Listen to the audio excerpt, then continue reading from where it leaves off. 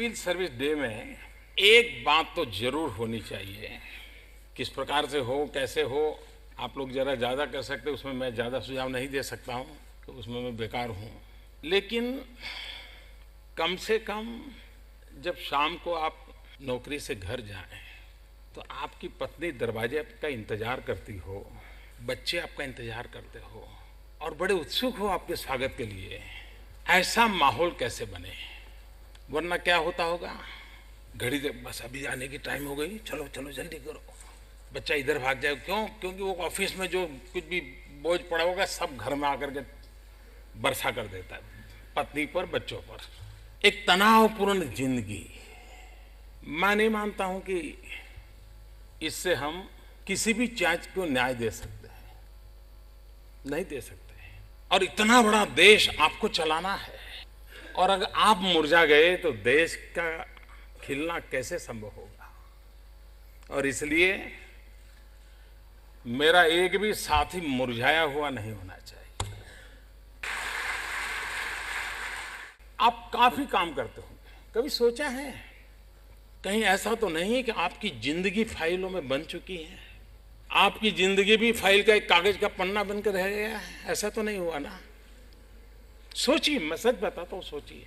अगर आपकी जिंदगी फाइल बन गई है और जब कार्यकाल पूरा होगा तो आपका पूरा जीवन फाइल का एक पन्ना बनकर रह जाए, वो जिंदगी क्या जिंदगी जीना है जी? ऐसे जियोगे क्या? सरकार है तो फाइल है, उसके बिना कोई चारा नहीं है। आपका एक दूसरा अर्धांग यही है, फाइल। लेकिन अगर लाइफ की केयर नहीं की तो फाइलें भी वैसी की वैसी रह जाएगी। और इसलिए कभी आप सोचिए, आपको इतनी सारी चीजें पढ़ते होंगे, इतनी चीजें सीखते होंगे, दुनिया के बढ़िया से बढ़िया लोगों के आपने किताबें पढ़ी होगी, क्योंकि मूलतः तो आप इसी प्रकृति के होंगे तभी तो यहाँ पहुंचे होंगे। कोई जिंदाबाद मुर्दाबाद वाला याद नहीं आता है। जो कॉलेज में यूनियनबाजी करता है वो यहाँ थोड़ा होता है, जो किताबों में खोया हुआ रहता है वही तो होता है। बहुत कुछ पढ़ा होगा। टाइम मैनेजमेंट पर पता नहीं, आपको भी कहा जाए तो बहुत बढ़िया किताब रख सकते हैं आप, बहुत अच्छी लगती है।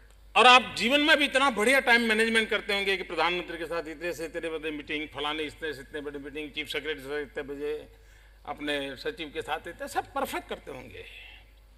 लेकिन क्या कभी परिवार के साथ क्वालिटी टाइम बिताते हैं क्या? और मैं शब्द प्रयोग करता हूं, क्वालिटी टाइम। मैं चाहूंगा सिविल सर्विस डे पर मेरे साथी ये भी सोचे। मैंने कहा मैं इसमें गाइड नहीं कर सकता आपको कि मैं इसमें बेकार हूं, लेकिन जो कर सकते हैं वो सोचें। कभी कभार आप एक छत के नीचे रहते हैं फिर भी आप घर में होते, ऐसा नहीं होता है जी। तब भी फाइलें लेके जाते हैं, तब भी फोन चलते हैं, तब भी कोई क्राइसिस आ जाती है, पता नहीं क्या कुछ होता है। और कभी कभार तो ऐसा संकट ना आए तो वो दिन भी आपका अच्छा नहीं जाता होगा, खैर पता नहीं आज कोई कुछ आया नहीं। आप कल्पना कीजिए कहीं आपका जीवन रोबोट तो नहीं हो गया है। और अगर ऐसा हुआ है तो उसका सीधा असर पूरी सरकार पे पड़ता है, पूरी व्यवस्था पे पड़ता है। हम रोबोटिक नहीं हो सकते, हमारा वो जीवन नहीं हो सकता। और इसलिए हम जब भी सिविल सर्विस डे मनाए तो कुछ पल अपनों का ख्याल रखने के लिए भी तो रखा जाए। वो बातें हो, वो क्या एक्सपीरियंस है। मैं इसलिए कह रहा हूं, मैं जब मुख्यमंत्री था तो मैं कर्मयोगी अभियान चलाता था, कर्मचारी कर्मयोगी बने, दैट वाज माय कोशिश। तो शुरू में जब मैंने किया तो जैसे हर बार ट्रेनिंग यानी पनिशमेंट, ये सब मानते हैं। आप यहाँ पहुंचे हुए भी यही मानते हो कि ठीक, अब वो मुझे क्या पढ़ाएंगे, मैं इतने साल इतना यहाँ तक पहुंचा हूँ, मैं तो रैंक होल्डर रहा हूँ, उसके लिए बोझ लगता है। तो शुरू में मुझे भी ऐसा आया कि ये क्या, और 72 आवर का कैप्सूल था हर एक के लिए, वो शुरू किया था मैं। जब मैं शुरू किया तो ऐसा सुनता था सबसे कि ऐसा आ रहा है, मुझे तो कोई कहता नहीं था लेकिन मेरे कान पे बातें आती थी।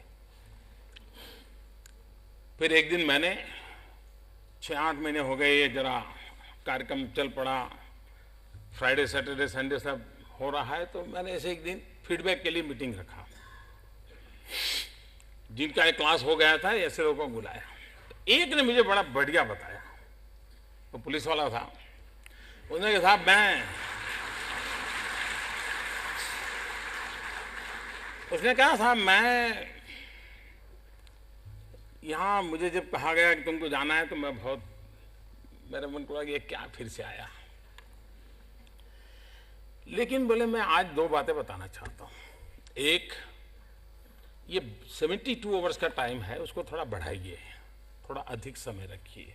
अब ये मेरे लिए सरप्राइज था। तो फिर मैंने ऐसे पूछा कि तुम्हारा साइड पोस्टिंग तो नहीं है? तो उसने कहा नहीं साहब, मुझे बहुत अच्छी हमेशा ड्यूटी मिली है।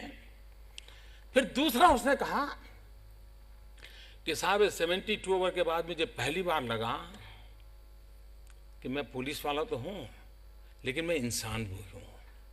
बोले मैं भूल चुका था कि मैं इंसान हूं। मैं 24 घंटे पुलिस वाला बन गया था। जब तक हमारे भीतर का इंसान जिंदा नहीं रहता, हम इंसानों के लिए जीने की ख्वाहिश छोड़ चुके होते हैं दोस्तों। और इसलिए हमारी सफलता की सबसे पहली नींव है हमारे भीतर का इंसान, हमारे भीतर की इंसानियत, अपनापन, अपनों के लिए जीना, जूझना। ये चीजें एक बहुत बड़ी ताकत देती है। और इसलिए मैं इस सिविल सर्विस डे को जब मनाते हैं तो उसके कुछ तौर तरीके पर सोचा जाए, ऐसा मैं जरूर चाहूंगा। जब ये सिविल सर्विस डे का प्रारंभ हुआ है, सरदार पटेल ने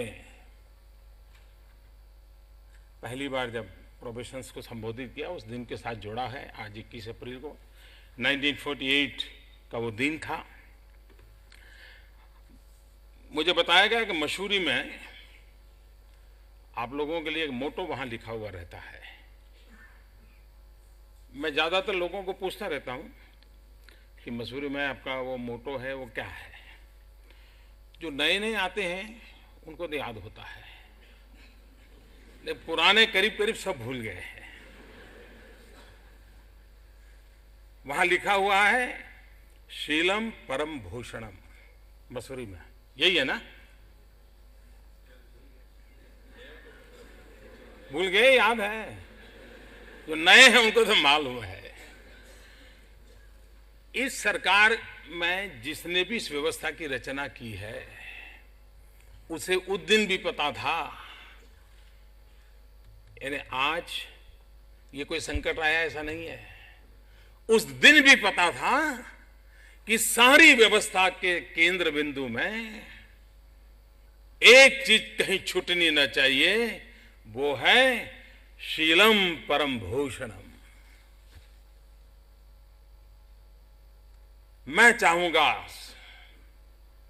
सिविल सर्विस में रहने वाले हर व्यक्ति के लिए ये वाक्य नहीं है, घोष वाक्य नहीं है, ये शब्द संरचना नहीं है, ये आर्टिकल ऑफ फेथ है। ये जीवन जीने का एकमात्र सिद्धांत है, एकमात्र मार्ग है। और इसलिए जहां से मैं निकला हूं, जहां पहुंचा हूं, वहां से मुझे कोई एक मंत्र की दीक्षा दी गई थी, तो वो दीक्षा थी शीलम परम भूषणम। और हमारे यहां तो वेस्टर्न वर्ल्ड हो या ये हो, if character is lost everything is lost, तो हम सुनते आए हैं, सुनाते भी आए हैं। और इसलिए उस बात का बार बार हमें स्मरण कैसे हो। वहां मुझे बताया गया कि सरदार वल्लभ भाई की एक प्रतिमा भी है। उस प्रतिमा के नीचे लिखा गया है, आप एक स्वतंत्र भारत की तब तक कल्पना नहीं कर सकते जब तक आपके पास अपने को स्वतंत्रता पूर्वक अभिव्यक्त करने वाली प्रशासनिक सेवा न हो। मैं समझता हूं ये बहुत सटीक मैसेज है सरदार साहब का। और सरदार साहब के साथ इस प्रशासनिक व्यवस्था का नाम सदा सर्वदा जुड़ा हुआ है। सरदार साहब को जब याद करते हैं तो भारत के एकीकरण, इस बात को प्रमुख रूप से हम याद करते हैं। राजा रजवाड़ों को जोड़ करके देश को एक नक्शे में जोड़ने का काम सरदार वल्लभ भाई पटेल ने किया। लेकिन आजादी के बाद अब तक विशेष रूप से इस सेवा से जुड़े लोगों का एक बहुत बड़ा काम है, और वो है सामाजिक एकीकरण, आर्थिक एकीकरण। इस मकसद की पूर्ति के लिए जिस सरदार साहब ने हमें उपदेश दिया था, और वहां से जहां हमारी यात्रा शुरू हुई है, वर्तमान में इन दो पहलुओं को लेकर के हम कैसे आगे बढ़ सकते हैं। हम इस सामाजिक एकीकरण के लिए, क्योंकि हम एक राष्ट्रीय एकता की प्रतिनिधित्व करते हैं, हम उसी व्यवस्था से हैं। हम कहां पैदा हुए, किस भाषा को जानते हैं, क्या है, कुछ नहीं। कभी किसी को इस स्टेट में चला जाना पड़ा, कभी किसी को उस स्टेट में जाना पड़ा, और पूरा हिंदुस्तान अपना घर है, अपना परिवार है। उस भाव से काम करने के लिए आपको संस्कारित किया गया है, और तब जाकर के हमारे हर काम में से एकता का मंत्र कैसे साकार होता रहे। अगर हम डिजिटल वर्ल्ड में जाते हैं तो भी वही एकता का मंत्र हम इस प्रकार से आगे बढ़ेंगे ताकि हमारी सोसाइटी में डिजिटल डिवाइड न हो। हम विकास का वो रास्ता खोजेंगे कि जिसके कारण गरीब और अमीर का फासला बढ़ता न जाए। हम विकास का वो मॉडल तैयार करेंगे जो शहर और गरीब के बीच में, शहर और गांव के बीच में भेद पैदा करता ना हो, एकता, एकीकरण के रास्ते पर हमें ले जाता हो। उस बात को हम अपने मूल मंत्रों के साथ जोड़ते हुए अपनी विकास यात्रा को कैसे चला सकते हैं, उस दिशा में हमने प्रयास करना चाहिए। आने वाले दिनों में जिनको अवार्ड मिला है उसमें कुछ मेरे मन में सुझाव आते हैं। एक तो हिंदुस्तान के सभी राज्यों से हो सके तो यंग अफसर, क्योंकि अवार्ड विनर भी तो ज्यादा यंग है, हर राज्य से निश्चित तारीख पर 5 दिन के लिए वो टीम उस प्रोजेक्ट को देखने के लिए जाए जहां पर जिसको हमने अवार्ड दिया है। वो क्या प्रोजेक्ट है, कैसे किया गया है, कंसेप्चुअलाइज कैसे हुआ, रिसोर्स क्या थे, कानूनी व्यवस्थाएं क्या की गई, इंफ्रास्ट्रक्चर क्या खड़ा किया गया। पूरे देश से एक एक व्यक्ति उस प्रोजेक्ट पर जाए, पूरा देखें। दूसरे प्रोजेक्ट पर दूसरी टोली जाए। मान लीजिए आपके 10 अवार्ड हुए हैं तो हर राज्य से 10 लोग निकले, और एक प्रकार से जब वो वापिस आएंगे तो 10 जो बेस्ट अवार्ड विनर प्रोजेक्ट है उस राज्य को पता होगा कि ऐसे हुआ है। फिर वो अपने राज्य के अंदर समझाएं कि मैं वहां गया था नागालैंड में, एक अफसर ने इतनी कठिनाइयों के बीच में इतना बड़ा काम किया है, ऐसे ऐसे किया है। मैं समझता हूं किसी प्रधानमंत्री के भाषण की जरूरत नहीं पड़ेगी, वो जाकर के देख करके आएगा। कठिनाइयों में अपने एक साथी ने जो अचीव किया होगा वो अपने राज्य में आकर के, अपने जिले में जाकर के जरूर लागू करेंगे, मैं विश्वास से कहता हूं। और इसलिए अवार्ड किताब में छप जाए ये नहीं चलेगा। जो अच्छा है उसको हमने अडॉप्ट करना चाहिए, जो अच्छा है उसको मॉडिफाई कर करके उसको रिप्लिक कैसे किया जाए उसकी व्यवस्था की जाए। लेकिन हमने इन चीजों को इंस्टीट्यूशनलाइज किया जाना चाहिए। इस बार से शुरू किया जाए। इस अवार्ड के बाद राज्यों को कहा जाए कि भाई इसमें जिसको रुचि है, किसी को स्किल डेवलपमेंट में मिला है अवार्ड तो उनको ले जाइए, किसी को चाइल्ड वेलफेयर में मिला है तो उनको ले जाइए, और मजा देखिए, मजा देखिए। आपको भी मैं कहता हूं, जब आप निवृत्त हो जाएंगे, सुब्रमण्यम जी की एज के हो जाएंगे, आपके घर में पोते होंगे, और बुढ़ापा ऐसी चीज होती है कि एल्बम में टाइम गुजारने का अच्छा लगता है, स्मृतियों को संजोए रखने में अच्छा लगता है। तो आपके पोते को आप कहोगे कि देखिए पहले तो हम ऐसे घर में रहते थे, अब ऐसे मकान में आए, देखिए पहले तो मेरे पास स्कूटर था, अब देखो ये गाड़ी है। दावे से मैं कहता हूं आपको, आपके पोते को अगर आप ये कहोगे कि पहले ऐसी गाड़ी थी, फिर ऐसी गाड़ी आई, फिर ऐसी गाड़ी आई, पहले किराए का मकान था, फिर फ्लैट आया, फिर बंगला आया, उसके दिल को कभी कोई प्रभाव पैदा नहीं करेगा। लेकिन अगर आप अपने पोते को ये कहोगे कि मैं सिविल सर्विस में काम करता था, उस राज्य के उस जिले में था, और नौकरी पर मैंने देखा था उस एक गांव ऐसा था, उस गांव को पीने का पानी नहीं मिलता था, 7 किलोमीटर दूर जाना पड़ता था, मैंने ऐसी योजना बनाई थी और उस गांव को पानी मिला। मैं दावे से कहता हूं वो आपका पोता अपने पोतों को भी सुनाएगा कि मेरे दादा ने यह काम किया था। ये मत भूलिए कि आपकी गाड़ी, बंगला, पैसे, प्रतिष्ठा आपके पोते भी याद रखने वाले नहीं है। ये विश्वास कीजिए मेरी बात पे, वे भी उस बात को याद करेंगे आप जिए कैसे, किसके लिए जिए, समाज और देश ने आपको दिया, आपने उनको क्या दिया। आपका बेटा भी इसी कसौटी पर आपको कसने वाला है। और इसलिए इन सब का देखिए, कोई अवार्ड ऐसा नहीं है कि जिसमें उसने किसी औद्योगिक विकास के लिए क्या काम किया, सोशल सेक्टर में क्या काम हुआ, वही अवार्ड पा गए हैं। इसका मतलब ये नहीं कि कंपटीशन में और नहीं आए होंगे। कितनी एंट्री आती है एवरेज? 100, 125, 150 एंट्री आती है, और उसमें से 5-10 का नंबर लगता है। और सबके, और ऐसा भी नहीं है कि कोई 22 माइंड के जूरी बैठी होगी सोशल सेक्टर को और कोई देती होगी। यही है जो इंस्पायर करती है, यही है जो परिणाम लाती है, और यही है जो देश चाहता है। और इसलिए हमारे अपने कामों में, अपने विकास में हम इसको कैसे करें, और इसलिए अवार्ड को किस प्रकार से उसको लाया जाए, ये मैं समझता हूं। हम ये करें कि जिसको अवार्ड मिला है हर जगह पे ले जाके भाषण करवाए तो उसे फायदा नहीं होगा। एक्चुअली जहां हुआ है वहां जाकर के केस स्टडी होना चाहिए, उसको कहना चाहिए, रिपोर्ट तैयार करें, तब जाकर के फायदा होगा। दूसरा काम, सिविल सर्विस डे को हम एक युवा मित्र डे के रूप में भी, अब आप 12 महीना काम करते, 5 दिन काम नहीं करोगे तो दुनिया अटक नहीं जाएगी, क्योंकि बाकी बहुत लोग हैं। मैं जब नया नया मुख्यमंत्री बना तो किसी सचिव को बुलाता था तो पीछे एक बड़ी फौज आती थी। मैंने कहा भाई इतने सारे क्यों आए?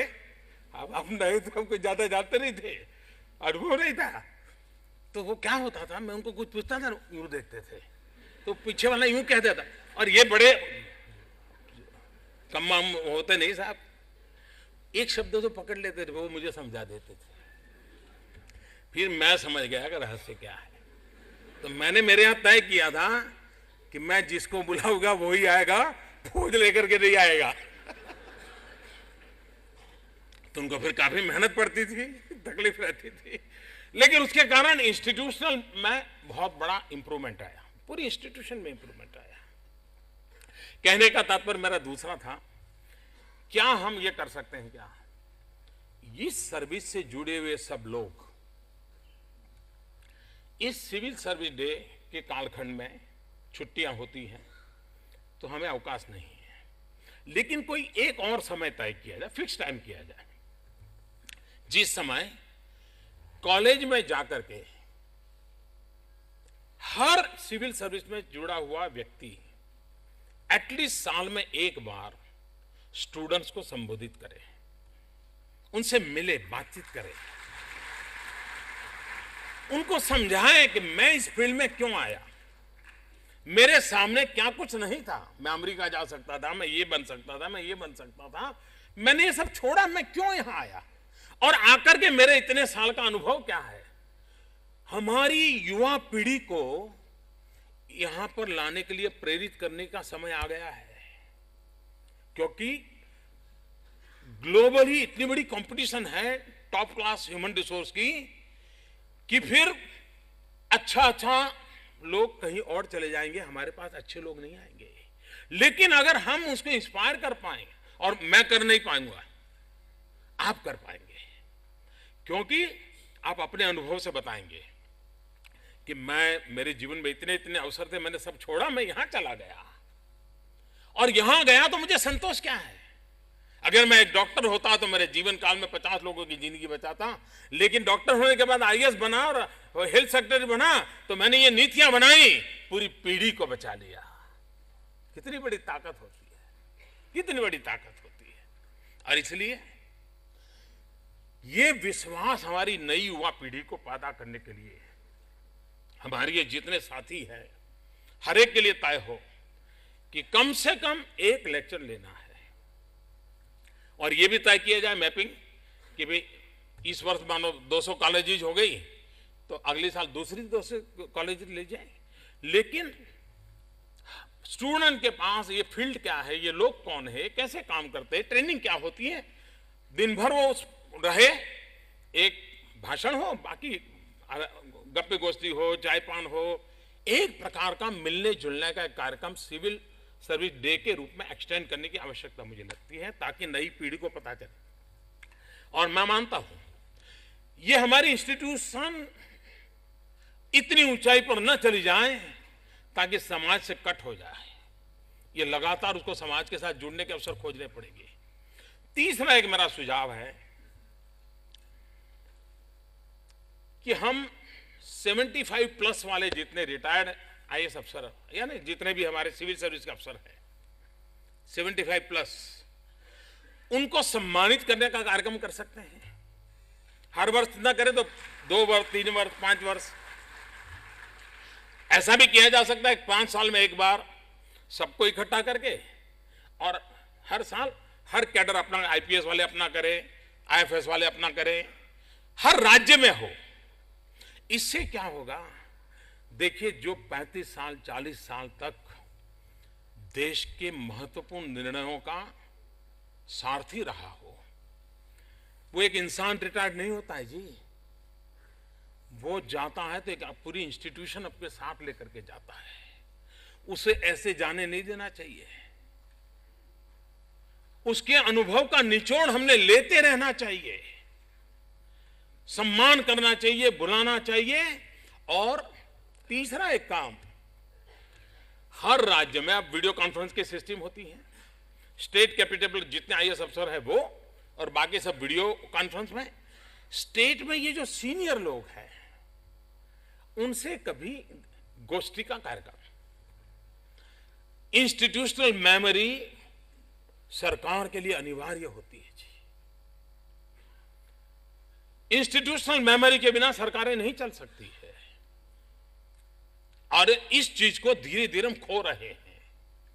पहले का जमाना था, आप जाते समय एक नोट लिख करके जाते थे, क्या बोलते हैं इसको, हाँ, सक्सेसर के लिए। मैंने सुना है कि इन दिनों ये सब वो आता है, आइए आइए लीजिए, कुर्सी देकर के चला जाता है। देखिए मैं समझता हूं जिन्होंने व्यवस्थाएं विकसित की होगी, इसका बड़ा, देखिए गैजेट्स, आप डिस्ट्रिक्ट के गैजेट्स देखिए जी, मुझे मालूम नहीं नई पीढ़ी के लोग देखते कि नहीं, मैं अपना शौक था तो मैं देखता था, और जब डिस्ट्रिक्ट गैजेट्स के वो चीजें देखता था मैं हैरान था किस समय कैसे निर्णय महत्वपूर्ण हो गए। मुझे एक बार क्या हुआ, मैं डांग जिले में गया, डांग जिला की एक विशेषता रही है, एक प्रकार से डांग कभी गुलाम नहीं रहा, एक ऐसा बड़ा विशिष्ट प्रकार का इलाका है, एक प्रकार से गुलाम नहीं रहा, वो एक अलग से उनकी व्यवस्था थी। तो मेरा रुचि थी, मैं देखने गया।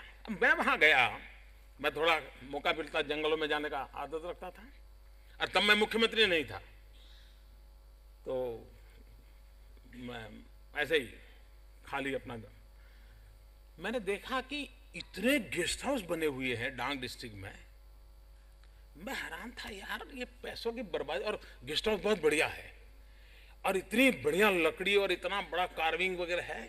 मेरे मन में भावा यार इतने, तो मैंने कहा क्या। मुझे उस गैजेट में से पता चला उस समय अंग्रेज लोग हाथी पे ट्रैवलिंग करते थे, जंगल थे। हाथी एक दिन में 20 किलोमीटर से ज्यादा चलाते नहीं थे, चलता नहीं था, और इसलिए हर 20 किलोमीटर में गेस्ट हाउस था। आज मुझे परेशानी हो रही थी कि इतने गेस्ट हाउस क्यों है। कहने का तात्पर्य है कि जो व्यवस्थाएं चलती है उसके मूल में कोई न कोई कारण होता है जी। कभी कभार हमारा बड़ा उत्साह होता है कि ये नया कर दे, दिखना कर दे, फलाना कर दे, लेकिन हिस्ट्री को हाथ लगा के बढ़ना चाहिए जी। कभी कभी ये इतनी परंपराओं से बनते बनते बनते व्यवस्था विकसित हुई होती है, उन जड़ों को कभी भी उखाड़ फेंक करके हम नई व्यवस्थाओं को नहीं ला सकते हैं। और इसलिए इंस्टीट्यूशनल मेमोरी मैं समझता हूं कि हमारे लिए बहुत आवश्यक है। उसके लिए अगर वो धीरे धीरे लुप्त हो रही है तो पुनर्जागृत करनी चाहिए। मैंने अभी एक विषय रखा हुआ है, अब वो कितना सफल होगा नहीं होगा मुझे मालूम नहीं है। मैं टाइम मैनेजमेंट में गड़बड़ करूं तो चलेगा ना क्योंकि आप 2 दिन से तंग आ गए होंगे सुन सुन करके, उसमें मैं ज्यादा ही कुछ कह दूं। मेरे मन में क्या विषय था, मेरा छूट गया। हाँ, मेरे मन में एक विचार चला है। मैंने कहा है, अब देखिए टेक्नोलॉजी का उपयोग कैसे हो सकता है। हमने कहा है कि एक मेमोरी क्लाउड हम तैयार करें, और शायद हमारे डिपार्टमेंट ने कुछ काम शुरू किया है, और एक अनुभव प्लेटफॉर्म बनाए। जो भी व्यक्ति रिटायर्ड होता है हिंदुस्तान के किसी भी कोने में, ड्राइवर हो तो भी, चीफ सेक्रेटरी हो तो भी, चपरासी से लेकर के चीफ सेक्रेटरी तरीके के कोई भी व्यक्ति जो सरकार में रिटायर्ड हो रहा है, उसको कहा जाए कि भाई तुम नौकरी आरंभ की, रिटायर्ड होने तक जो भी अच्छी बातें तुम लिख सकते हो, बड़ी महत्वपूर्ण घटनाएं लिख सकते हो, लिखो और इस क्लाउड में डाल दो। फोटो भी डालनी हो तो डाल दो, तुम्हारी पहली नौकरी वाली फोटो डालनी है तो वो भी डाल दो। अब कोई कपबोर्ड की जगह की कमी नहीं है जी, पूरी स्पेस आपके हवाले है। आप कल्पना कर सकते हैं कि 50 साल के बाद किसी को किसी राज्य का, किसी देश का एडमिनिस्ट्रेटिव रिफॉर्म पर लिखना हो, समाज जीवन पर लिखना हो, इतना बड़ा खजाना कभी उपलब्ध हो सकता है क्या? सहज है जी, सहज करने वाला काम है। हम अभी से उनको कहें भाई तुम जब रिटायर होंगे तो तुम्हें रिटायर होते समय 2 पेज 5 पेज जितनी तुम्हारी लिखने की ताकत, बढ़िया सा चीजें, हो सकता है कुछ नेगेटिव भी होगा, कुछ होंगे जिसकी शिकायत रही होगी जिंदगी भर, मुझे ऐसा पोस्टिंग मिला, ऐसा पोस्टिंग मिला, तो वो सारी दुनिया भर को लिखता रहता होगा जो भी हो। लेकिन हमारा काम है कि देश चलाना है, तो हमें इन व्यवस्थाओं को विकसित करना चाहिए। टेक्नोलॉजी का उपयोग करके हम इसको कर सकते हैं, और इसको करने का हमारा प्रयास रहना चाहिए। और मैं मानता हूं कि अगर हम इस बात को करते हैं तो कर सकते हैं। दूसरा, मुझे लगता है जाने अनजाने में भी, मैं जानता हूं किसी जमाने में सरकारी व्यवस्था को काम करने की स्थिति अलग थी। आज ज्यादातर उसको प्रेशर में काम, प्रेशर प्रायोरिटी बन जाता है, यह स्थिति आई है। और इसलिए कंसिस्टेंसी होनी चाहिए, रिथमेटिक कुछ काम होने चाहिए, इंटरनल रिफॉर्म होना चाहिए। उसके लिए उसके पास कठिनाइयां है, ये मैं जानता हूं, उसमें आपका कोई दोष नहीं है, कुछ कुछ ऐसी हालत है। लेकिन उसके बावजूद भी हमारा काम सिर्फ डिपार्टमेंट चलाना इतना नहीं है। हमारा काम विद इन डिपार्टमेंट उसको मॉडर्नाइज करना, उसको स्ट्रेंथन करना, इनोवेट करना, ये निरंतर प्रक्रिया होती रहनी चाहिए। निरंतर प्रक्रिया नहीं होगी तो क्या होगा, मैं बता दूं कैसे होता है। आपको आज जानकर के हैरानी होगी, देश आजाद हुआ 1947 में, 2001 तक हिंदुस्तान में डिजास्टर वो एग्रीकल्चर डिपार्टमेंट में था। क्यों? क्योंकि 2001 तक हमारी समझ ये थी कि बाढ़ और सूखा यही डिजास्टर होता है। बाढ़ और सूखे के सिवाय कोई डिजास्टर होता है, ये हमारी सरकारी व्यवस्था या सोच में ही नहीं था। ऐसा नहीं कि नहीं होती थी। 2001 में जब गुजरात में भयंकर भूकंप आया और सारी सरकारी व्यवस्थाओं को पुनर्विचार करना पड़ा और पहली बार डिजास्टर एग्रीकल्चर से बाहर निकाल करके महत्वपूर्ण होम मिनिस्ट्री के साथ जोड़ा गया, जिसका सीधा राज्यों के साथ संबंध रहता। ये बदलाव लाते लाते इतने साल लग गए और इतने बड़े भूकंप का इंतजार करना पड़ा। अगर हम स्वभावतः, ये जरूरी नहीं है कि 47 में वो, अब जैसे सरदार पटेल जिस समय होम मिनिस्टर थे, ये एडमिनिस्ट्रेशन भी उन्हीं के अंडर में था। आज एडमिनिस्ट्रेशन डिपार्टमेंट बदला तो समय रहते बदलाव आते हैं। मैं मानता हूं कि आप उस टीम के लोग हैं जिनका काम उस इंस्टीट्यूशंस को जन्म देना भी है, जो इंस्टीट्यूशंस आने वाले में 25 साल 50 साल सेवा में अधिक ताकतवर बनती जाए। और इसलिए सिविल सर्विस डे पर जब हम काम करते हैं तो हमारा ये काम रहना चाहिए कि हम इस रिफॉर्म को कैसे करें। एक रिपोर्ट मेरे ध्यान पर लाया गया है। मैं जानता हूं कि मेरे पूरा भाषण का ज्यादा महत्व नहीं है, लेकिन मैं मीडिया के मित्रों को प्रार्थना करूंगा कि अब जो मैं कहने जा रहा हूं उसी पर अटक न जाए। वो ये कठिनाई है जी देश की, क्या करें।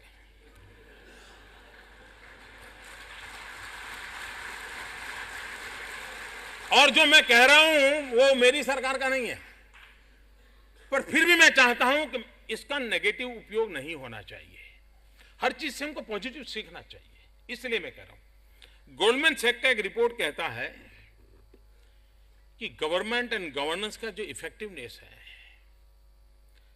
पूरे एशिया की जो एवरेज है, मैं बाहर की बात नहीं बताता, मैं वेस्टर्न वर्ल्ड की बात नहीं बताता हूं, एशिया की जो एवरेज है उस लेवल पर अगर हिंदुस्तान की गवर्नेंस की इफेक्टिवनेस लाना है तो इट विल टेक 10 इयर्स। एक गोल्डमैन सैक्स ने हमको दर्पण दिखाया है। क्या हम ऐसे ही चलेंगे क्या? और जब हम उस एवरेज पर पहुंचेंगे तब तो वो कहां पहुंच गए होंगे, फिर तो हम तो वहीं लुढ़ के रहेंगे। एशियन कंट्रीज की एवरेज की बराबर भी अगर आज हमारा इफेक्टिव गवर्नेंस नहीं है, ये कब किस समय का एनालिसिस है इस चक्कर में मुझे नहीं पढ़ना है और मुझे किसी की आलोचना नहीं करनी है। मैं इसे आत्मनिरीक्षण के लिए देखता हूं और हम वो लोग बैठे हैं जिनका सामूहिक दायित्व बनता है। मैं और तुम नहीं, हमारा दायित्व बनता है। और मैं समझता हूं एक दूसरी बात उन्होंने कही है, सिविल सर्विस रिफॉर्म के कारण पर कैपिटा ग्रोथ 1% बढ़ता है। ये ताकत है। आपको आर्थिक विकास करना हो, इंफ्रास्ट्रक्चर बनाना हो, एग्रीकल्चर सेक्टर में प्रगति करनी हो, सर्विस सेक्टर में प्रगति करनी हो, effective governance, reforms, administrative system में रिफॉर्म्स, और ये नीति विषयक बातें बहुत बड़ी नहीं होती हैं, अंदरूनी व्यवस्थाएं होती है। जैसे हम कहते हैं भाई e governance is not simply अब मैंने तो अब तो स्थिति शायद बदली है क्योंकि सब को उपयोग लगने लगा, क्योंकि सब मोबाइल फोन पर दुनिया चलाने लगे। वरना पहले सरकारों का ध्यान कंप्यूटर खरीदने में रहता था, बड़ा कार्यक्रम रहता था कंप्यूटर खरीदना। क्यों? दुनिया को लगता था अब आज भी कोई मिलने आए, आपको आए और उसके हाथ में आईपैड नहीं तो लगता है ये पुराना आदमी है, नया नहीं है, ऐसा लगता है। ये समाज की सोच बदल रही है। फिर क्या हुआ? तो जैसे पहले गुलदस्ता रखते थे टेबल पे, अब कंप्यूटर रखने लगे। कोई आए तो बड़ा अच्छा लगता था। थोड़ा समय गया तो computer converted into the cupboard, सामान भर देते थे। अभी भी ये टेक्नोलॉजी एनालिसिस के लिए सबसे बड़ी ताकतवर टेक्नोलॉजी है। इस दिशा में तो अभी पहुंचना बहुत बाकी है। ज्यादा से ज्यादा कपबोर्ड के रूप में माल सामान रखते रहो भाई, फाइल आई स्कैन करो डाल दो। कहने का तात्पर्य यह है कि e governance is effective governance, is economical governance, easy governance. और वो दिन दूर नहीं है कि दुनिया मोबाइल गवर्नेंस पे चलने वाली है। लेकिन अगर हम अपने आप को सज्ज नहीं करेंगे, दुनिया चल पड़ेगी। तो फिर मैं समझता हूं कि हम कितने ही ताकतवर क्यों ना हो, हम दुनिया हमसे जो अपेक्षा कर रही है उसको पूरा नहीं कर पाएंगे। और इसलिए हमारे लिए आवश्यक है कि हम रिफॉर्म को बल दें। और रिफॉर्म ही हमारी अंदरूनी व्यवस्था है, उसमें पॉलिटिकल लीडरशिप का कोई रोल नहीं है, कोई रोल नहीं है। हम लोग इस दिशा में आगे बढ़े, उसको करना चाहिए। तीसरी एक महत्व की बात उन्होंने कही है गोल्डमैन सैक्स ने, उसने कहा कि वर्ल्ड वाइड जो गवर्नेंस का इंडेक्स है 2004 में हम 55 देशों से आगे थे, हमारे पीछे 55 देश थे। 2013 में हम 8 नंबर पीछे चले गए। इसका मतलब यह हुआ, एक बात हम मान के चलिए, झरना कितना ही प्यारा क्यों ना हो, झरने का संगीत कितना बढ़िया क्यों ना हो, लेकिन उसको आगे जाकर के विराटता की ओर जाने का अवसर नहीं है तो झरना कहीं सूख जाता है। और इसलिए हमारी व्यवस्था भी हम कहीं से शुरू करें, विराट की तरफ जाने के लक्ष्य के साथ चलनी चाहिए, वरना ये सब किया कराया सूख जाएगा। कितनी ही पीढ़ियों ने यहां तक हमको पहुंचाया है, कितने ही कैबिनेट सेक्रेटरी बनकर के गए होंगे, कितने ही चीफ सेक्रेटरी बन के गए होंगे, कितने ही सेक्रेटरी बन के गए होंगे, उन सबके पुरुषार्थ से आज हम पहुंचे हैं। अब हमें तेज गति से उसको आगे ले जाना, ये हमारा दायित्व बनता है। वो उन्होंने दिया, उसको संभाल के बैठे रहना, ये बात नहीं चलती है। उसमें जो श्रेष्ठ है उसको आगे लें, जो नया श्रेष्ठ जोड़ सकते हैं जोड़ते चले, और उस दिशा में हमारा प्रयास होना चाहिए। ये मुझे बहुत आवश्यक लगता है और उसको हम करें। मुझे विश्वास है कि उस दिशा में भी हम चलेंगे तो आने वाले दिनों में फायदा होगा। एक मेरा मत है, जब मैं इफेक्टिव गवर्नेंस की बात करता हूं, गुड गवर्नेंस की बात करता हूं, देखिए without art good governance is impossible. Good governance art के बिना चल नहीं सकती। और जब मैं आर्ट कहता हूं, A for accountability, R for responsibility, T for transparency, ART, ये आर्ट चाहिए गुड गवर्नेंस के लिए। बिना आर्ट जीवन भी संभव नहीं होता, तो बिना आर्ट गवर्नेंस भी संभव नहीं होता दोस्तों। और इसलिए मैं चाहूंगा कि उस बात को हम करें। कभी कभार हम जब काम करते हैं, इतनी समस्याएं होती है, इतनी चीजें दिखते हैं, तो हमारे मन में एक विचार आता है, ज्यादातर लोगों को आता है, अकेला हूं, क्या करूंगा, कैसे होगा। दोस्तों आप अकेले नहीं हैं। आप विश्वास कीजिए, आप कभी भी अकेले नहीं हैं। दुनिया में कोई कभी अकेला नहीं होता है, +1 होता ही होता है। जो परमात्मा में विश्वास करता है उसके साथ परमात्मा होता है, जो प्रकृति में विश्वास करता है उसके साथ प्रकृति होती है, जो विज्ञान में विश्वास करता है उसके साथ विज्ञान होता है, जो ज्ञान में विश्वास करता है उसके साथ विज्ञान होता है। हम हमेशा +1 होते हैं। जब हम जीवन भर ये सोचते रहेंगे कि मैं अकेला नहीं हूं, +1 है, आपको कभी अकेलापन महसूस नहीं होगा। कभी कभार ये लगता है, कभी कभी कुछ लोग ऐसे भी होते हैं जिनके दिमाग में यही चलता है, मेरा क्या,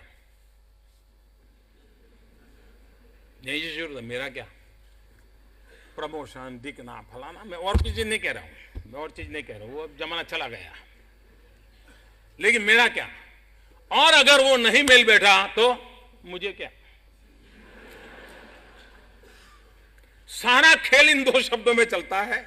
शुरू होता है मेरा क्या, नहीं हुआ तो मुझे क्या, करो तुम, तुम्हारा जाओ काम जाने, भगवान जाने। मैं समझता हूं हम देश की सेवा के उस जगह पर बैठे हुए हैं जिसमें मेरा क्या और मुझे क्या ये नहीं होता है। हमारा तो यही सपना होता है कि 125 करोड़ देशवासियों की सेवा के लिए ईश्वर ने मुझे एक ऐसा अवसर दिया है, ऐसा अवसर दिया है कि मैं कुछ कर छोड़ के जाऊं। आप भी देखिए जी, मुझे याद है, मेरा एक शौक था सीखना, जानना, समझना। मैं जब अफसरों से बात करता था तो कभी मुझे बताते थे कि साहब अपने राज्य में 60s में वो फलाने चीफ सेक्रेटरी थे ना, ऐसा करके गए थे और उनके साथ काम करते थे तो ऐसा होता था। जूनियर ब्यूरोक्रेसी सीनियर ब्यूरोक्रेट्स के संबंध में इतना गौरव करती है जी, इतनी चीजों को याद करती है। ये अपने आप में एक बहुत बड़ी इंस्टीट्यूशन है जी, हम इसको कम ना आके। आप भी देखिए क्या आज हम वो कर रहे हैं कि हमारे पीछे हमारी जो जूनियर पीढ़ी है वो कभी कहे भाई उस समय मैं तो नया था लेकिन हमारे फलाने अफसर थे, उन्होंने एक नया बदलाव लिया और आज जो देख रहे हैं ना आप ये बदलाव, उन्होंने जमाने में वो फाइल है देख लेना, उन्होंने शुरू किया। साहब देश राजनेताओं से नहीं चला है, देश बनाने के लिए, चलाने के लिए सैकड़ों प्रकार के लोगों ने हजारों प्रकार के काम किए हैं, तब देश चला है और उसमें अहम भूमिका करने का अवसर आपके पास आया है।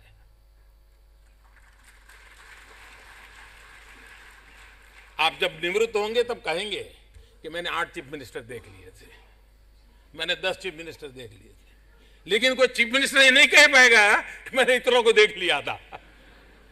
आपके पास ये ताकत है। हम तो अस्थिर हैं, आप स्थिर हैं। आप कितनी सेवा कर सकते हैं इसका आप अंदाज कर सकते हैं। और जब मन में कभी ये आए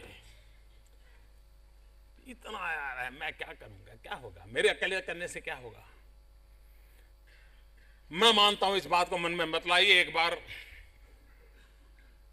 समुद्र तट पर एक बच्चा जा रहा था, समंदर में लहरें आने के कारण मछलियां निकल करके एकदम से बाहर आ गई, एकदम से हजारों की तादाद में मछलियां बिना पानी को छटपटा रही थी। तो उस बच्चे ने मछली को उठा करके पानी में डाला, 1 डाला, 2 डाला, 3 डाला। तो कोई सज्जन जा रहे थे, उन्होंने उसको कहा अरे बच्चे तू पागल है, हजारों मछलियां पानी के बाहर तड़प रही हैं, तुम ये 1-2 को डालोगे क्या निकलेगा, क्या करोगे, क्या होगा इससे। उसने बड़ा अच्छा जवाब दिया, उस बच्चे ने, उस अनुभवी व्यक्ति को जवाब दिया, मैं सहमत हूं, कोई फर्क नहीं पड़ेगा, ये हजारों मछलियों की जिंदगी में कोई फर्क नहीं पड़ेगा, मेरी जिंदगी में भी कोई फर्क नहीं पड़ेगा, आपकी जिंदगी, लेकिन जिन 3 मछलियों को मैंने वापिस डाला ना, उनकी जिंदगी में जरूर फर्क पड़ेगा। ये संतोष होता है। इसलिए कभी ये ना सोचें कि इतने बड़े में क्या होगा, ये 3 को भी मैंने बचा लिया ना तो भी बहुत बात होता है। कोई घास की बड़ी गंजी में आग लग जाए तो बुद्धिमान व्यक्ति क्या करता है, गंजी बोलते हैं, घास का ढेर है उसको क्या बोलते हैं, घास का बहुत बड़ा, जो भी हो मुझे शब्द मालूम नहीं है, गुजराती में तो उसको बहुत बड़ा गंजी कहते हैं, बहुत बड़ा घास का ढेर लगा, मानो उसमें आग लग गई तो क्या करेंगे, क्या उसमें पानी डालने से घास बचेगा क्या, पानी डालने के बाद भी उतना ही नुकसान होने वाला है जितना आग लगने से होने वाला था। करे क्या, कोई मिट्टी डालेगा तो उससे काम होगा। समझदार आदमी क्या करेगा, घास के ढेर में से जितना घास खींच करके दूर ले जा सकता है ले जाएगा, जितना बच गया बच गया। दोस्तों चारों तरफ आग लगी हो गई तो भी रास्ता है, कुछ तो निकाल करके नहीं कर सकते हैं, हम कुछ तो बचा सकते हैं। निराशा के माहौल में भी, निराशा के माहौल में भी इस भाव को मन में संजो करके काम करें, हम भी परिस्थितियों को पलट सकते हैं और पलटी जा सकती है। और इसलिए मैं कहता हूं दोस्तों कि हम अपने जीवन में इन बातों की ओर अगर ध्यान देंगे तो कभी काम का बोझ नहीं लगेगा, संकटों की विराटता नहीं लगेगी। और दूसरी बात है, एडमिनिस्ट्रेटिव रिफॉर्म की एक ताकत होती है जो संकटों से सीखता है। जो संकटों से सीखता नहीं है, और मैं मानता हूं हर आपत्ति एक अवसर होती है, और आपत्ति में से अवसर नहीं खोज पाता है, वो सबसे ज्यादा नुकसान मोलता है, सबसे ज्यादा घाटा मोलता है। समझदार व्यक्ति का काम है वो आपत्ति से सीखे। मैं अभी कनाडा गया था, तो कनाडा के प्रधानमंत्री से गप्पे मार रहा था, तो उनकी पार्लियामेंट देखने गया था। तो ऐसे ही मैंने पूछा कि आपके यहां आतंकवादियों का हमला हुआ था, तो उन्होंने बड़ा मजेदार कहा। बोले खैर संकट तो बड़ा था, नुकसान हुआ, लेकिन हम उसमें भी सीखे। तो मैं जरा जागरूक हो गया। मैंने कहा क्या सीखे? बोले हमारे यहां लोअर हाउस और अपर हाउस बिल्डिंग एक ही है, लेकिन दोनों की सिक्योरिटी अलग अलग है। तो हम बोले पिछले 15 साल से सब सरकार कोशिश करती थी कि लोअर हाउस अपर हाउस की सिक्योरिटी अरेंजमेंट सिंगल हो जाए, लेकिन बोले हम नहीं कर पाते थे, ये संकट के कारण हो गई। तो मुझे तुरंत फर्की, मेरे देश में वही हाल है। पार्लियामेंट पे हमला हुआ, हमने मौका खो दिया। आज भी हमारे यहां राज्यसभा की सिक्योरिटी अलग है, लोकसभा की सिक्योरिटी अलग है। मैं आलोचना करने के लिए नहीं कह रहा हूं, मैं ये कह रहा हूं कि आपत्तियां भी खोनी नहीं चाहिए। कभी आपत्तियों से भी अमृत निकाला जा सकता है, ये हमारा स्वभाव रहना चाहिए। तभी जाके रिफॉर्म होता है, तभी जाकर के रिफॉर्म होता है। और मैं मानता हूं कि ये अगर व्यवस्था की ताकत बनेगी तो मैं मानता हूं बहुत बड़ा बड़ा होगा। कुछ 2 बातें 3 बातें मैं करके मैं अपनी बात को समाप्त कर दूंगा। कभी कभार हम स्वयं अपने लिए भी विकास की यात्रा की ओर बल देना चाहिए। मसूरी में जो हमने पढ़ लिया तो देश उसी पर चलता रहेगा, संभव नहीं होगा जी। वक्त बदल चुका है, हमें परफेक्शन की ओर जाना पड़ेगा, हमें कैपेसिटी बिल्डिंग की ओर जाना पड़ेगा। मैं एक समस्या देख रहा हूं हमारे देश में सामने। हम लोगों को आदत रही है स्कैर्सिटी में काम करने की। मूलतः आज जो 30 साल जिन्हें सर्विस की होगी, वो भी जिंदगी के सर्वाधिक समय स्कैर्सिटी में काम किया होगा। पैसे के क्रंच होंगी, तकलीफ होगी, हर मुसीबतों के बीच बेचारे ने चलाने की कोशिश की होगी, और इसके कारण विपुलता में काम करने की आदत ही नहीं बन पा रही है। और भारत के लिए सबसे बड़ा मुसीबत आने वाली है कि विपुलता में काम कैसे करना। रिसोर्स बढ़ने वाले हैं जी, आर्थिक स्थिति सुधरने वाली है, लेकिन अगर कैपेसिटी बिल्डिंग नहीं होगा विद इन गवर्नमेंट, तो हम इन रुपयों का सही समय सही उपयोग भी नहीं कर पाएंगे। हमारे सामने एक बहुत बड़ी चुनौती है कि जब हम स्कैर्सिटी से प्लेंटी की तरफ जा रहे हैं, उस कालखंड में हमें अपने आप को सज्ज करना होगा। आज भी आप किसी अर्बन बॉडी को पैसे दीजिए, अर्बन बॉडी को कहोगे रिफॉर्म करो, उसके पास मैन पावर ही नहीं है जी। आपने देखा होगा हमारे देश में अर्बन बॉडी, जो कि सबसे ज्यादा काम टेक्निकल है, रोड बनाना है, गटर बनानी है, इंजीनियरिंग वर्क है, लेकिन मैक्सिमम स्टाफ क्लरिकल होता है। क्योंकि जो बॉडी चुन करके आती है, उनको लगता है कि चलो 50 रिश्तेदारों को भर दो, तो क्लार्क भर देते हैं, और परिणाम ये होता है कि जो क्वालिटी मैन पावर चाहिए वो नहीं होता है। क्वालिटी मैन पावर नहीं तो हम क्या करते हैं फिर? ज्यादातर सरकार में कंसल्टेंसी क्यों घुस गई? कैपेसिटी बिल्डिंग का अभाव था, कंसल्टेंसी घुस गई। एनजीओ को काम क्यों देना पड़ रहा है? हमारी लास्ट मैन तक जो डिलीवरी करने का मैकेनिज्म का काम करना चाहिए था, वो वीक हो गया। एनजीओ को दे दो यार, कर लेगा, वो टॉयलेट बना देगा। मैं समझता हूं जब प्लेंटी की तरफ जा रहे हैं, तब कैपेसिटी बिल्डिंग हमारी सबसे बड़ी चैलेंज है। आज जब सिविल सर्विस डे मना रहे हैं, तब यहां बड़ी महत्वपूर्ण विषयों की चर्चा हुई है। मैं मानता हूं कि हमने अपनी कैपेसिटी बिल्डिंग पर बल देना पड़ेगा, और इसलिए मैंने कहा कि हम सिविल सर्विस डे में यंग यूथ के पास जाएं और नए यूथ को कैसे लाएं, टैलेंटेड यूथ को इस सर्विस में कैसे लाएं, गवर्नमेंट में काम करना एक गर्व कैसे बने, ये वातावरण फिर से बनाना होगा। और ये बनाने के लिए मैं मानता हूं कि हमने इस काम को करना होगा। हमने अपना भी विकास करना पड़ेगा, हमने पुराने अपना सोच दायरे को बदलना पड़ेगा, नई चीजों को सीखना पड़ेगा, समझना पड़ेगा। सामान्य नागरिक में भी ये आपने देखा होगा, आपको घर में बहुत बढ़िया अगर ले आए आप वीडियो प्लेयर, आप 50 बार देखते रहेंगे कैसे चालू हो, लेकिन आपका 4 साल का बच्चा बोले पापा आपको नहीं आएगा, मैं कर देता हूं, फट के कर देता है। इतना बड़ा चेंज आया है जनरेशन। आपको उसको कोप अप करना है, आपको उसको कोप अप करना है, और इसलिए हम इरेलेवेंट नहीं होने चाहिए। एज एन इंडिविजुअल हमारे लिए आवश्यक है कि हम व्यक्तिगत विकास करते रहे। मनुष्य कोई भी हो, हर मनुष्य के अंदर अच्छी और बुरी चीजें रहती रहती है। कोई ये कहे कि मेरे में सब गुण ही गुण भरे हैं, तो उससे बड़ा कोई मूर्ख नहीं हो सकता। हर एक के अंदर गुण और अवगुण होते हैं। हमें तय करना है कि मैं इतना बड़ा सामाजिक दायित्व मिला है तो मुझे किस रास्ते पर चलना है। एक बार एक पिता सोते समय बेटे को कथा सुना रहा था, वार्ता कह करके सोने की आदत थी बच्चे की, तो उसने दादाजी को कहा, दादाजी मुझे जरा आज स्टोरी सुनाई है। तो दादाजी ने वॉल्फ की स्टोरी सुनाई, भेड़िए की। उन्होंने कहा हर एक इंसान के अंदर 2 भेड़िए होते हैं। तो बच्चा कहने लगा तो मेरे में तो कुछ है ही नहीं, भेड़िया कहाँ होगा अंदर।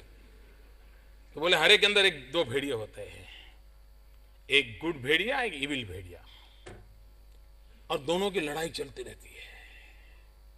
जो इविल भेड़िए होते हैं भीतर में, इसमें इतनी इतनी बुराइयां होती हैं, गुड़ भेड़िए होते हैं इसके अंदर इतनी इतनी अच्छाइयां होती हैं।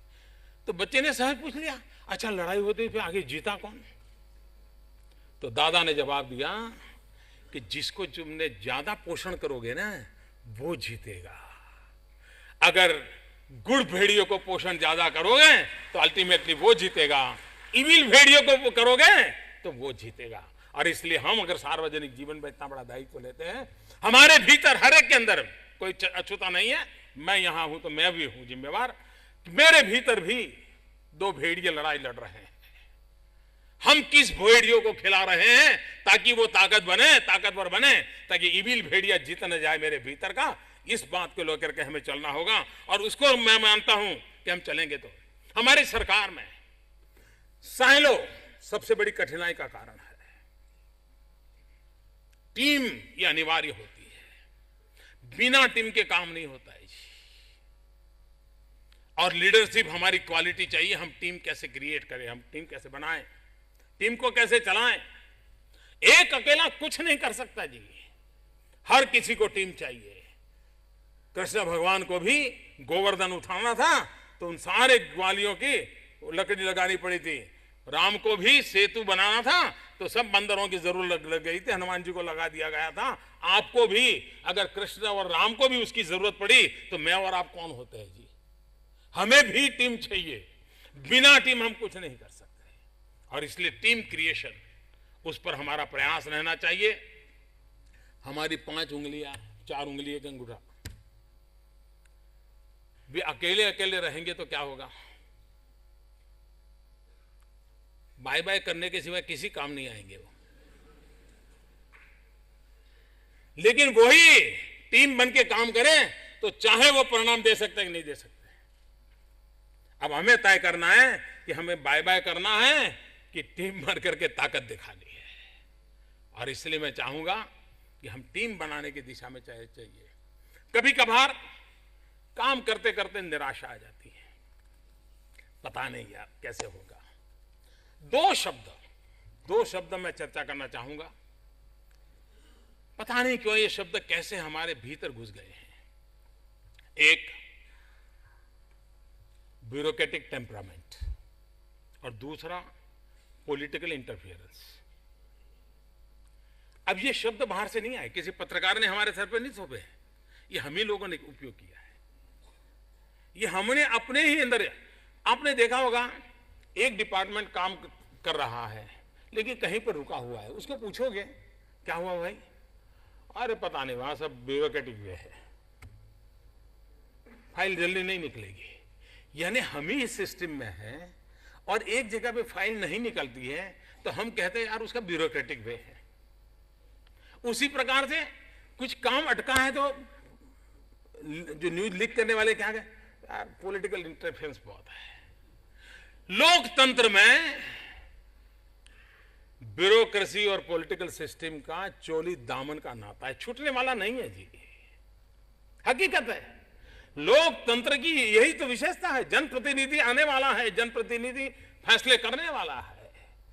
जनप्रतिनिधियों के लिए आवश्यक है कि अगर देश चलाना है तो लोकतंत्र की सूझबूझ के साथ ये आवश्यक है, पॉलिटिकल इंटरफेरेंस नहीं चाहिए, लेकिन पॉलिटिकल इंटरवेंशन अनिवार्य रूप से चाहिए, वरना लोकशाही नहीं चल सकती है। पॉलिटिकल इंटरवेंशन इज नीडेड, वरना जनसामान्य की आवाज को कैसे पहुंचाएंगे। इंटरफेरेंस तबाह कर देता है, इंटरवेंशन अनिवार्य होता है। उसी प्रकार से स्पोर्ट्समैन में देखा होगा आपने, खिलाड़ी हार जाए तो भी स्पोर्ट्समैन स्पिरिट शब्दों में गर्व होता है। हम ही लोग हैं ब्यूरोक्रेसी ने क्या शब्द पर गाली बना दिया हमने। ये हमारी जिम्मेवारी है कि ब्यूरोक्रेटिक कहानी सब बेकार, यानी अटकना, रुकना, अड़ंगे डालना मतलब ब्यूरोक्रेटिक। ये परिभाषा लोकतंत्र में अच्छी नहीं है, हमें ही बदलनी होगी। और उसके कारण जो अच्छे लोग हैं वो भी नहीं कर पाते। इन दोनों शब्दों ने अपनी ताकत खो दी है। फिर से उसको प्राणवान कैसे बनाया जाए, सामर्थ्यवान कैसे बनाया जाए, और शब्दों का अपना एक मूल्य होता है, वो अभिव्यक्ति का एक सबसे बड़ा माध्यम होता है। और उसके लिए अगर हम कोशिश करें, मैं समझता हूं कि हम परिणाम देंगे। कभी कभार काम करते करते निराशा आ जाती है, निराशा आ जाती है। एक बार बहुत साल पहले, मैं स्टूडेंट एज की बात कर रहा हूं, रीडर्स डाइजेस्ट ने कंपटीशन रखी थी। उस कंपटीशन बड़ी विशेष थी। उसने लोगों को कहा था कि आप अपना एक्सपीरियंस शेयर कीजिए, लेकिन एक्सपीरियंस सही होना चाहिए, अपनी जिंदगी का सही घटना होनी चाहिए, काल्पनिक नहीं। और उसने प्रश्न पूछा था कि सफलता और विफलता के बीच में फासला कितना होता है, distance between success and failure, और सही घटनाएं लिखनी थी। तो एक सज्जन ने लिखा, रीडर्स डाइजेस्ट में छपा था, बहुत साल हो गए। उसने लिखा कि जय और पराजय के बीच, सफलता और विफलता के बीच 3 फुट का फासला होता है। फिर आगे उसने वर्णन लिखा। उसने कहा कि मैं एक इंजीनियर था, नौकरी की तलाश कर रहा था अमेरिका में, कोशिश करता था, कुछ काम मिल जाता था। फिर इतने में मैंने अखबार में एक एडवर्टाइजमेंट पढ़ी कि अफ्रीका में सोने की खदानों को ही नीलामी होने वाली है, और उसमें लिखा गया था कि वो खदानें हैं जिसमें से सोना निकाल दिया गया है, निकालने वाली कंपनियों ने अपना काम पूरा करके चली गई है, अब ये जो खाली पड़ा है वो हम देने वाले हैं। तो पैसे भी ज्यादा लगने वाले नहीं थे। तो इसने कहा कि मैंने अप्लाई किया, बहुत कम पैसे में मुझे खदान मिल गई, और एक बहुत बड़ी कंपनी वहां सोना निकालने का काम करती थी, और फिर आगे देखा कि कुछ निकलता नहीं तो वो चले गए। मुझे लगा चलो मैं कोशिश करूं, तो बोले मैंने कोशिश शुरू की। मेरे पास तो ज्यादा साधन नहीं थे, सामान्य मैनुअल वर्क से मैंने शुरू किया। सिर्फ 3 फुट में नीचे गया और मुझे बहुत बड़ा सोने का भंडार नया मिल गया, और मैं दुनिया का अरबोपति हो गया। मेरे लिए विजय और पराजय, सफलता विफलता के बीच सिर्फ 3 फीट का फासला है। मैं मानता हूं दोस्तों, आप भी जिंदगी में इंतजार सोच के चलिए, 3 कदम दूर सफलता आपका इंतजार कर रही है, विजय आपका इंतजार कर रहा है। और इसलिए किसी पल ये मत सोचिए अब क्या, बहुत हो चुका, अब लगता नहीं, ये कभी नहीं हो सकता। 3 कदम दूर कोई विजय, कोई सफलता आपकी प्रतीक्षा कर रही है। मैं आपको विश्वास दिलाता हूं कि आप अगर इस निष्ठा के साथ खुद पर भरोसा रख करके जिंदगी को चलाने की कोशिश करोगे, आप अवश्य सफल होंगे। मैं फिर एक बार सरदार पटेल को प्रणाम करते हुए इस महान संस्था को राष्ट्र की आर्थिक एकीकरण, सामाजिक एकीकरण के लिए, विकास की नई ऊंचाइयों पर देश को ले जाने के लिए आपको जो अवसर मिला है, आप देश की बहुत बड़ी अमानत हो। इस अमानत का उपयोग राष्ट्र के कल्याण के लिए होता रहे, इसी एक अपेक्षा के साथ मेरी तरफ से आपको हृदयपूर्वक बहुत बहुत शुभकामनाएं, बहुत बहुत बधाई, धन्यवाद।